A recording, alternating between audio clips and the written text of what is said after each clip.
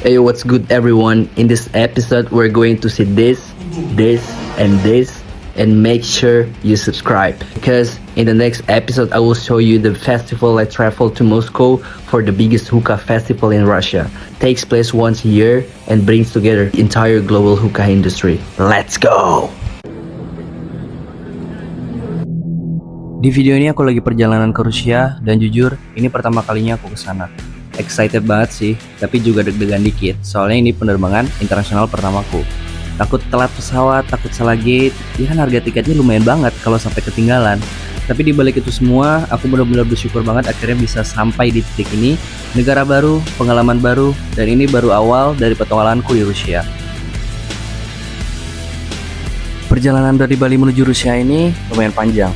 Kalau di total sekitar 13 jam. Capek sih, tapi bakal sebanding sama pengalaman yang luar biasa yang bakal aku dapatkan.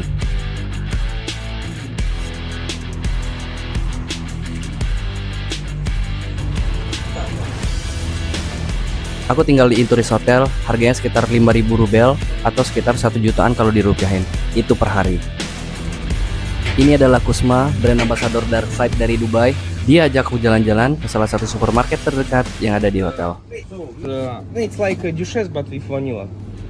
1 liter Coca-Cola harganya 28.000, ya nggak jauh beda lah sama harga di Indonesia.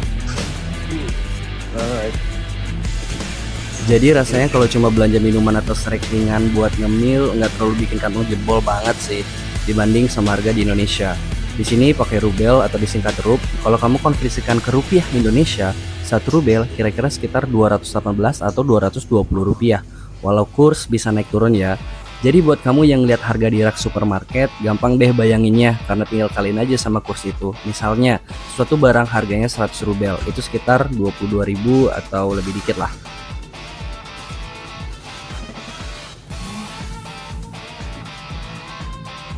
Yeah, thank you so much, man. My boss right here. Seru banget sih akhirnya bisa langsung lihat harga-harga di supermarket sini. Rasa penasaranku selama ini benar-benar kebayar, men. Ternyata nggak sejauh yang aku bayangin dari harga di Indonesia. Jadi makin ngerasa realistis juga sih buat hidup di sini. Nah, ini pemandangan dari depan hotelku. Dan sekarang kita sarapan. Di sini ada sosis, terus ada mie, ada kacang-kacangan, kentang juga, sama ada roti yang aku juga nggak tahu ini apa namanya ya. Dan sekarang langsung aja kita OTW ke Darkside pusat yang ada di Moskow. Let's go.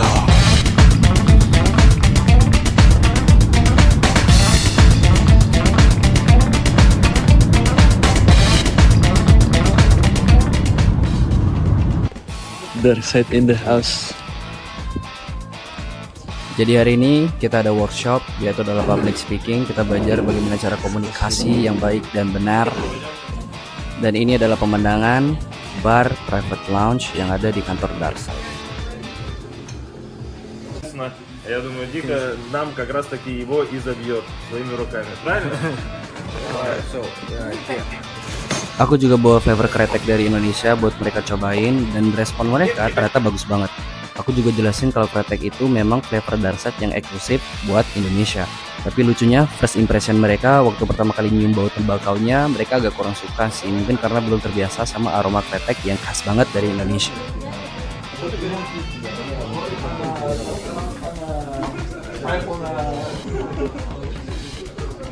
Ini adalah mobil Dark Supra, flavor yang kalian sedot setiap hari, yaitu Dark Supra dari Darkside. Dan hari ini aku jalan-jalan ke Central City Moskow, lihat langsung gedung-gedungnya yang autentik dan indah banget.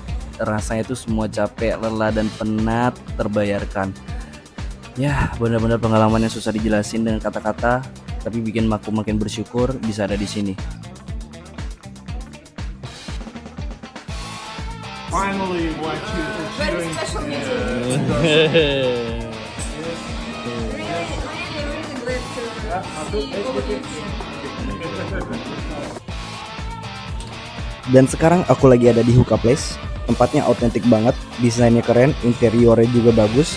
Aku juga cobain sisa di sini dan jujur rasanya perfect banget, halus, enak, dan komunikasi Hookah Masternya juga bagus. Bener-bener pengalaman yang unik sih. Nikmatin malam di Moskow dengan suasana yang kayak gini.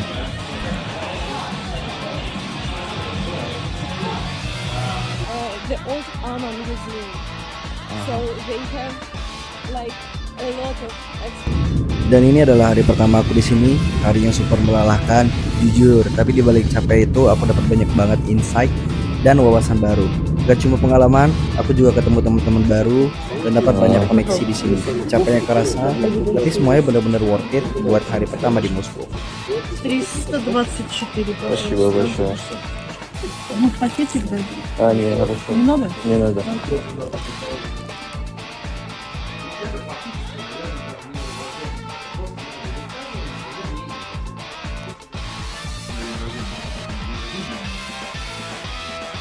Hari ini kita bakal lanjut lagi perjalanan kita di Moskow. Rencana hari ini kita mau visit beberapa lounge yang ada di sini, sekalian review dan lihat langsung suasana tiap lounge itu kayak gimana sih.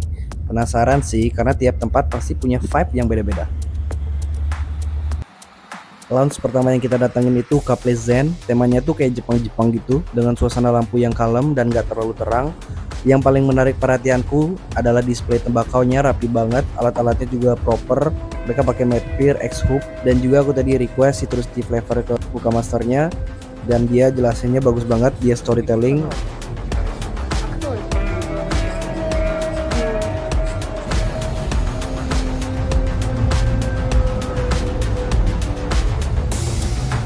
Two types of Если packings that мазанный you кранч мы делаем, он You can курится do прям мягко-мягко, like that. но при этом достаточно Dan комфортно. lounge kedua yang kita datengin adalah Tengiris Lounge. Vibe tempatnya jujur mirip banget kayak di Bali, interiornya juga nggak jauh beda, jadi berasa cukup familiar. Tadi kita juga sempat ngecek langsung buat tahu gimana sih cara packing tobacco Tengiris, dan mereka dijelasin kalau pack Tengiris mereka pakai bowl funnel, katanya bikin flavor lebih bright dan juga hitnya lebih soft, jadi lebih nyaman buat dihisap. Dan kita juga live testing buat customer buat cobain kretek. Dari respon mukanya sih dia ya enak-enak aja sih. Next kita lanjut ke lounge yang terakhir.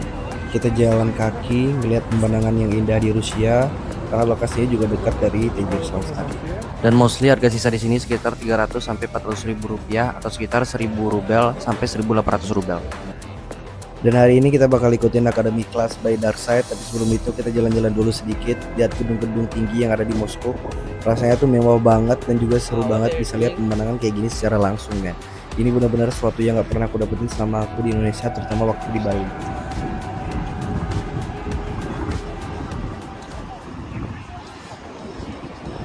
Dan sekarang kita udah sampai di lokasi Academy Workshopnya. Di sini kita juga dapat beberapa hadiah dan merchandise, dan pastinya ada sesi testing juga karena di Darkside lagi ada perubahan. Jadi kita diminta buat ngetes Vol 1 dan Vol 2, terus kita vote mana yang paling kita suka. Jujur sih di sini lidah sama paru-paruku dimanjain banget karena ada banyak banget flavor Darkside yang belum pernah aku coba, dan salah satunya adalah line dari Sabotage. Cuma sayangnya aku belum ngerti bahasa Rusia, jadi tadi aku harus dibantu teman buat translate beberapa poin penting yang mereka jelasin. Walaupun gak dapet semuanya secara penuh, aku tetap senang banget karena masih bisa nangkap inti pembahasannya dan jadi pengalaman baru juga buat aku.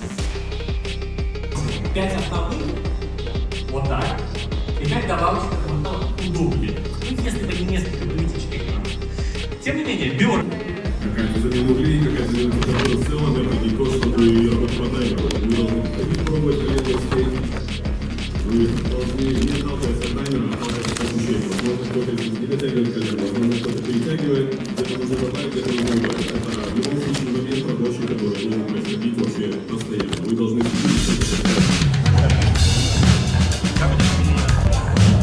Ini adalah acara ulang tahun ke-10 tahun Darkside yang lokasinya ada di Yuka Place Forever. Di sini suasananya rame banget.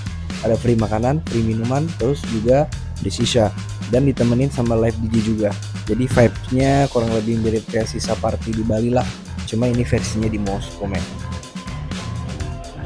Di sini aku juga nyobain banyak hal baru, dan ini jadi memori yang gak akan pernah aku lupain.